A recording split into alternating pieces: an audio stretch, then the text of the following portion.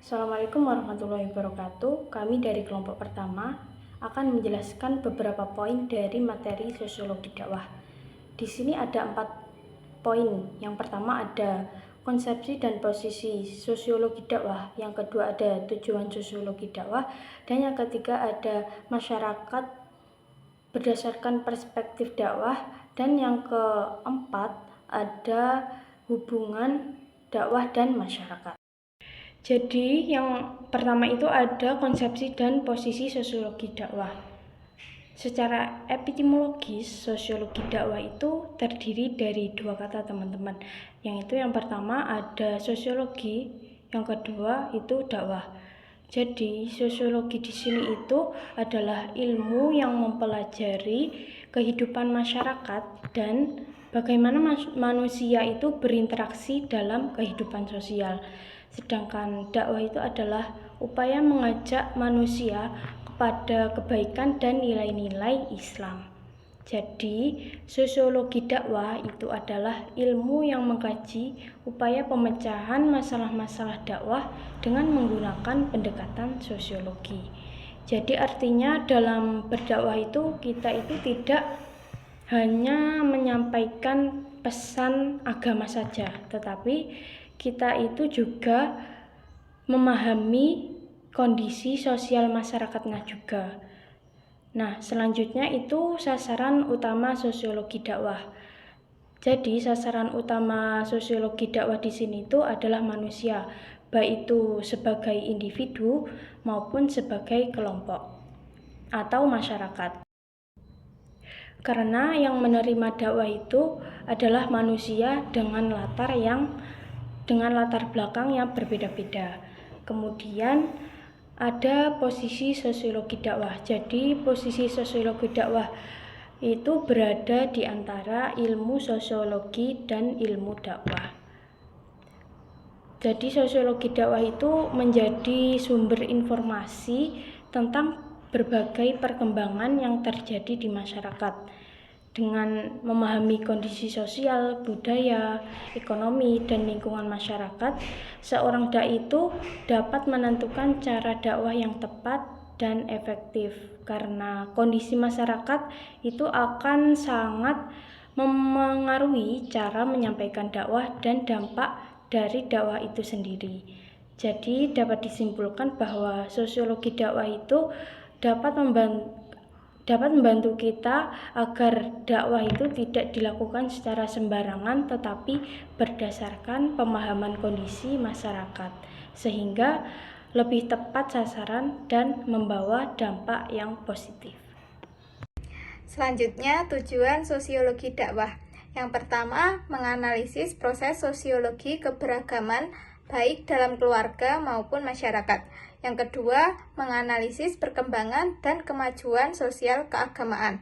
Yang ketiga, menganalisis tingkat partisipasi orang-orang yang memiliki pengetahuan keagamaan dalam kegiatan dakwah dalam masyarakat. Yang keempat, membantu menentukan tujuan dakwah. Dengan demikian, dakwah yang baik adalah dakwah yang berangkat dari kondisi masyarakat dan hasilnya juga akan memberikan manfaat bagi kemajuan keberagaman masyarakat. Yang kelima, memberikan pelatihan-pelatihan yang efektif terhadap para dai dalam bidang sosiologi sehingga mereka benar-benar bisa melaksanakan tugas dakwah secara cepat dan tepat. Oke, selanjutnya masyarakat dalam perspektif dakwah. Nah, seperti di PPT, masyarakat adalah ruang sosial tempat dakwah berlangsung, bukan sekedar objek, tetapi mitra dalam proses perubahan.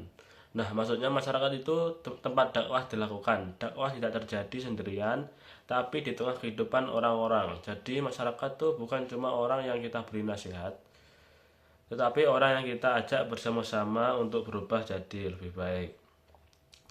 Yang kedua itu kan masyarakat sebagai mad'u, memiliki latar belakang yang beragam. Pendekatan dakwah harus kontekstual, mengutamakan hikmah dan kebijaksanaan. Nah, maksudnya itu setiap orang di masyarakat itu berbeda-beda. Ada yang masih muda, ada yang sudah tua, ada yang pendidikannya tinggi, ada yang tidak. Karena itu cara berdakwah juga tidak bisa sama. Kita harus menyesuaikan dengan kondisi mereka dan menyampaikannya dengan cara yang baik dan bijak. Contoh sederhananya gini, cara bicara ke teman sebaya itu beda dengan yang lebih tua. Berikutnya, dakwah dan realitas sosial. Dakwah tidak hanya ceramah, harus menyentuh persoalan nyata masyarakat, mengedepankan keteladanan dan aksi sosial. Nah, maksudnya dakwah itu bukan cuma ceramah di depan orang, dakwah juga harus peduli dengan masalah yang sedang dihadapi masyarakat. Selain berbicara, kita juga harus memberi contoh dan melakukan tindakan nyata. Jadi contohnya membantu orang yang kesulitan bersikap jujur, nada, dan sopan dalam kehidupan sehari-hari. Berikutnya, tantangan masyarakat modern.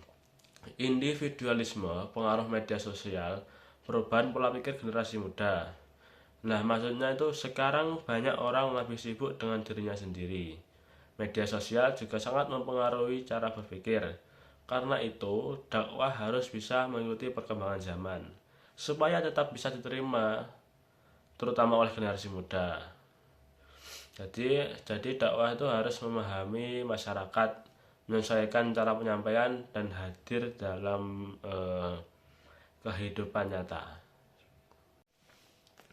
Nah, untuk memahami hubungan antara dakwah dan masyarakat itu ada 3 teori dalam sosiologi yang bisa membantu kita melihatnya dengan lebih jelas.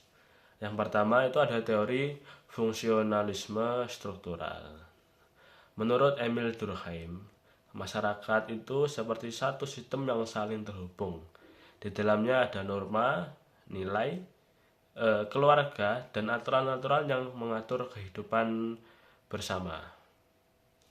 Semua bagian itu punya fungsi supaya masyarakat tetap berjalan dengan baik. Nah, dalam hal ini itu dakwah berperan menjaga keseimbangan. Kalau ada masalah norma atau sosial, dakwah hadir untuk membantu memperbaiki dan menenangkan keadaan. Nah, masuk ke teori yang berikutnya. Teorinya interaksionisme simbolik. Menurut Max Weber, kehidupan sosial terbentuk dari interaksi dan makna. Artinya, setiap orang memberi arti terhadap apa yang mereka dengar dan lihat. Nah, ketika seseorang itu mendengarkan dakwah, belum tentu semua orang itu memahaminya dengan cara yang sama. Ada yang tersentuh, ada yang biasa saja, bahkan ada yang tidak setuju atau bodoh amat. Itu karena orang punya pengalaman dan cara berpikir yang berbeda. Intinya itu dakwah sangat dipengaruhi oleh cara orang memaknainya. Yang ketiga, teori pertukaran. Menurut B.F. Skinner, interaksi sosial melibatkan pertimbangan untung dan rugi. Manusia cenderung mencari keuntungan dalam hubungan sosial. Dalam dakwah, penerimaan masyarakat dapat dipengaruhi oleh manfaat yang mereka rasakan dari pesan tersebut. Sekian dari kelompok kami. Kurang lebihnya kami mohon maaf. Wassalamualaikum warahmatullahi wabarakatuh.